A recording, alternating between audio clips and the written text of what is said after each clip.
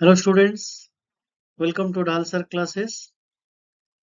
Last lecture हम लोग Max Weber के सोशल एक्शन आइडियल टाइप को डिस्कस किए थे। आज हम लोग मैक्स वेबर की और दो कंसेप्ट अथॉरिटी एंड ब्यूरोक्रेसी दोनों को डिस्कस करेंगे। और ये दोनों इम्पोर्टेंट इसलिए क्योंकि हम लोग जितने भी सोशियोलॉजी में अप्लाइड सोशियोलॉजी यूज करते हैं तो हमेशा अथॉरिटी ब्यूरोक्रेसी की एक इम्पोर्टेंट रोल होती है। और बहुत सारे थिंकर्स इससे जुड़े हुए बातों को भी रखा है। जैसे अथॉरिटी हम लोग पावर के साथ जोड़ के बोलते हैं, पावर को थ्योरेटिकल कंसेप्ट में हम लोग पोस्ट मॉडर्न थ्योरी से भी जोड़ते हैं और क्लासिकल थिंकर से भी जोड़ के बोलते हैं। सो अथॉरिटी ब्यूरोक्रेसी दोनों को आज हम लोग अथॉरिटी और पावर। तो पावर कभी कभी इलीगल हो सकता है, but authority is legalised power. Power हमेशा लीगलाइज्ड नहीं होती है, बट अथॉरिटी हमेशा एक लीगल जो सोशल ग्रांटेड एक रूल्स रेगुलेशंस के विधि के साथ जुड़ा हुआ है। It is given by the state और बाय द ऑर्गेनाइजेशन जिसको आप अथॉरिटी कहते हो। तो पावर कभी कभी उसकी मिसयूज हो सकती है, इलीगल हो सकती है। पावर हमेशा एक डिफरेंट एस्पेक्ट में भी देखा जा सकता है। बट यहाँ पे अथॉरिटी को मार्क्स वेबर तीन तरीके की बात करते हैं। थ्री टाइप्स ऑफ अथॉरिटी कहते हैं। When he talks about the traditional authority, जब आप पारंपरिक अथॉरिटी की बात होती है तब किंग की रूल या मोनार्की सिस्टम्स की बात करते हैं, या पेट्रियर्की सिस्टम्स या पुरुषत्व समाज की बात होती है, या तो जो जमींदार प्रथा या फ्यूडल सिस्टम्स। इसी जगह पे एक ट्रेडिशनल सिस्टम्स को चलाने के लिए तो लोग ऐसे उनके साथ इस तरह अथॉरिटी था। उसके बाद फिर जब करिश्मेटिक अथॉरिटी की बात करते हैं तो उसमें एक एक्स्ट्रा ऑर्डिनरी पर्सनालिटी की बात होती है, जहाँ पे एक मैग्नेटिक पर्सनालिटी या किसी भी तरह ऐसे एक पर्सनालिटी है जो मास को प्रभावित कर सकता है। जैसे Mahatma Gandhi, Martin Luther King, Nelson Mandela. तो इस तरह जो पर्सनालिटी है वो काफी सारे समाज में परिवर्तन लाने में, किसी भी सामाजिक मोमेंट सोशल रिवॉल्यूशन में उनकी रोल इम्पोर्टेंट है, क्योंकि बहुत सारे लोग उनकी इस अथॉरिटी इस तरीके से पर्सनालिटी से प्रभावित होकर उनके साथ देते हैं और उसको charismatic authority according two marks weber माना जाता है। But the most important authority it is about the legal rational authority. जब हम मॉडर्न सोशल इंस्टीट्यूशन को समझते हैं थ्रू द कॉन्स्टिट्यूशन या एग्जीक्यूटिव जुडिशियरी लेजिस्लेटिव की बात करते हैं तो वहां पे एक अथॉरिटी मिलता है which is legal as well as rational. तो विधि के हिसाब से और रेशनलाइज किया गया है। रेशनलिटी भी वहीं पे है, लीगालिटी भी है, और उस अथॉरिटी को हम खंडन नहीं करते हैं। ये स्टेट इस अथॉरिटी को ओनरशिप रखता है और इसको time to time different individual को शेयर करता है। So these are the three important types where you understand that how the authority is important even in modern society or in a traditional society. So charismatic authority इसलिए important है क्योंकि वहाँ पे ना कोई स्टेट की रोल है, but an individual उसकी जो अपना पर्सनल क्वालिटी है, उसकी जो पर्सनल लीडरशिप क्वालिटी है, वो एक अथॉरिटी की तरह बिहेव करता है, लोगों को अट्रैक्ट करता है, प्रभावित करता है, और इसी वजह से वो एक इम्पोर्टेंट अथॉरिटी के रूप में माना जाता है। फिर जब हम नेक्स्ट इम्पोर्टेंट जिसको हम ब्यूरोक्रेसी या नौकरशाही को डिस्कस करते हैं, this is one of the important concept given by marks weber because this is an ideal type. ये एक आदर्श प्रारूप इसलिए है क्योंकि आज भी वर्ल्ड में मैक्सिमम ऑर्गेनाइजेशन और ऑफिस इस ब्यूरोक्रेटिक तरीके से फंक्शन करती है। सो वेबर इस कंसेप्ट को, इस आइडिया को एक ऑफिस या ऑर्गेनाइजेशन से जोड़ के उस बात को कहते हैं that how it has a relationship with table work और office work, and how this is important to understand the bureaucratic role of officials. तो ये जो ब्यूरोक्रेसी नौकरशाही है, इसके साथ बहुत सारे कमियां हो सकती है, फ्लॉज हो सकते हैं, people have criticized, but what are this strength and the features we must understand that bureaucracy के साथ जुड़े हुए जो फीचर्स है, कैरेक्टरिस्टिक्स है, उसको जानना है। तो यहाँ पे जो ब्यूरोक्रेसी है, तो एक डिवीजन ऑफ लेबर है, जहाँ पे श्रम विभाजन है, to understand the quality of work and the quantity as well.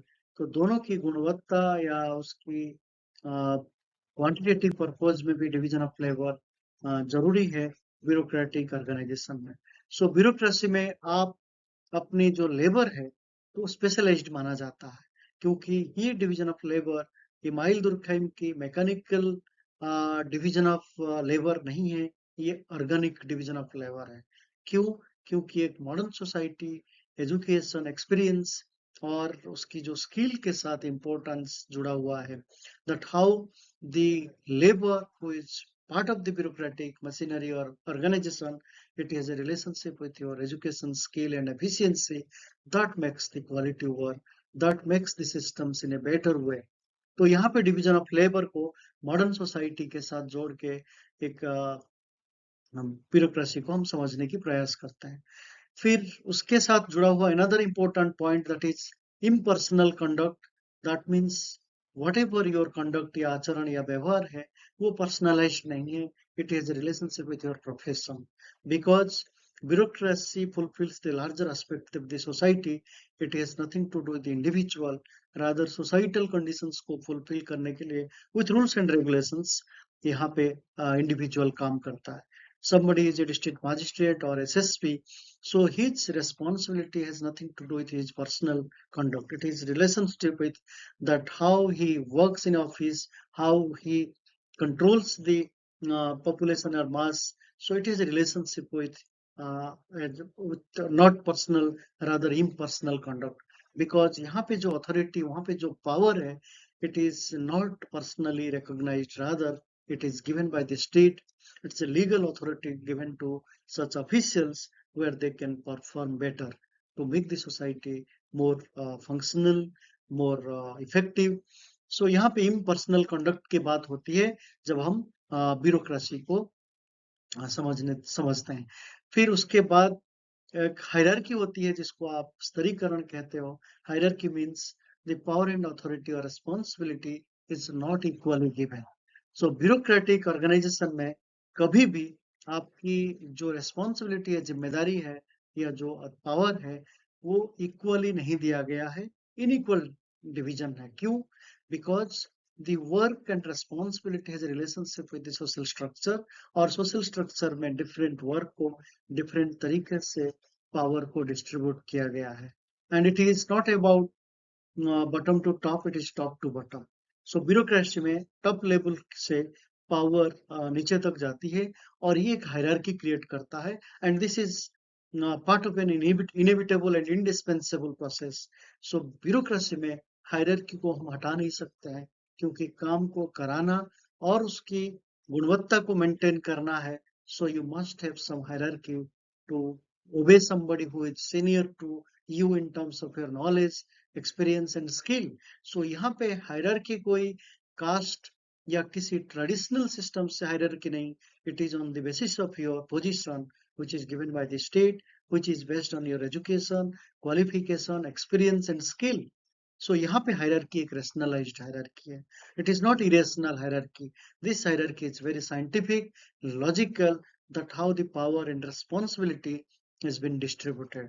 So that means the top position of that individual having highest responsibility, and he has to take care of all the decisions with highest integrity, and that is why hierarchy is necessary to maintain that social system and social order. Then उसके बाद एक जो office की records maintain करना, जिसको आप कहते हैं ऑफिशियल रिसोर्सेस को फाइल्स एंड रिकॉर्ड के हिसाब से आपको मेंटेन करना पड़ता है।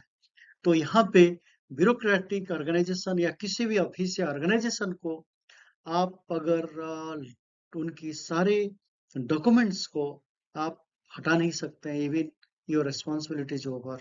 तो हमारे पास जितने भी पुराने प्रोजेक्ट हो या ऑफिस के काम हो या डॉक्यूमेंट्स हो, तो हम हमेशा उसको आइदर सॉफ्ट कॉपी और हार्ड कॉपी उसको सेव करके या उसको प्रोटेक्ट करते हैं।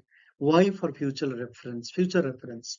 तो हमारे पास जमीन की कागज हो, मकान की कागज हो या आपकी स्कूल के सर्टिफिकेट या बोर्ड की सर्टिफिकेट अगर ये मिस हो जाती है, so that means it is somewhere stored where you can get it again. So यहाँ पे एक डुप्लीकेट रिकॉर्ड मिलने के लिए तो आपके पास वहां पे एक official records and files maintain होती है। Then the office or the system of organization only possible when you have a rules and regulations. तो ब्यूरोक्रेटिक ऑर्गेनाइजेशन बिना रूल्स एंड रेगुलेशन से नहीं हो सकता है। It is essential because systems को बनाने के लिए कुछ ना कुछ एक नियम बनाना पड़ेगा। Every office has its own way of functioning. तो सॉफ्टवेयर इंडस्ट्री हो, government industry, public industry, what ever, so you have certain rules and regulations. और ये समय के साथ ये रूल्स रेगुलेशंस चेंज होती है। जैसे for example earlier we have manual records, manual rules and regulations, तो आजकल डिजिटल हो गया। दैट मीन्स हमारी ऑफिस आना जाना काम करना तो बहुत सारे जगह पे हम लोग डिजिटली डिपेंडेंट है। So that is again another important aspect of your office or organization. तो ये जो bureaucracy, why it is an ideal type, because it is accepted and considered as the best way to run or to function any organization. किसी भी व्यवस्था को अगर उसको चलाना है गुणवत्ता के साथ, so bureaucratic procedure is best according to Max Weber. And today in almost all the organizations and office, we follow this norm that how bureaucratic is important to follow that. Why? Because it has a rational angle, it has a legal angle, it is impersonal, it is systematic, but it is not like that bureaucracy has not been criticized. So नौकरशाही को बहुत सारे तरीके से हम उसको criticise किया जा सकता है। जैसे we can call it a iron cage. तो क्यों इसको आयरन केज कहते हैं? Because we don't have flexibility in terms of our own creativity, own way of looking at the social reality. तो समाज को अपने हिसाब से एक व्यक्ति चेंज नहीं कर सकता है क्योंकि वहां पे फ्लेक्सिबिलिटी नहीं है, ब्यूरोक्रेसी से रिजिड सिस्टम्स। तो इसलिए उसको कहा जाता है आयरन केज। तो आपको जितना बताया गया, जिस आधार पर, जिस दायरे में आपको करना है उतना ही, उससे आगे पीछे बढ़ना मतलब, so that is not the accepted by the bureaucratic process. उसके बाद why it is not flexible, it is because there can be a possibility of misuse of power.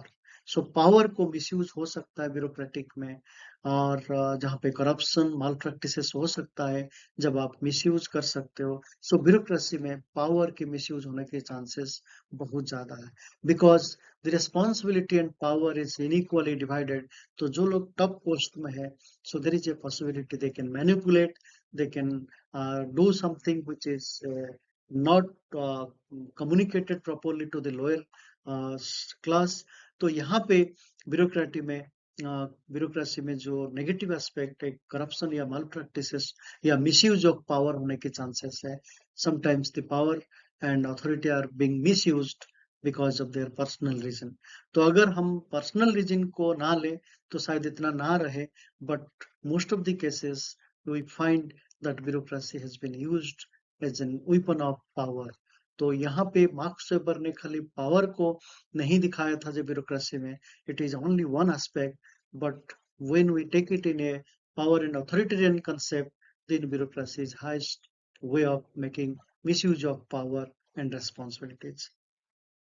सो यही आज की लेक्चर में हमको ये दो कंसेप्ट बताना था, जे what is the bureaucracy and how the idea of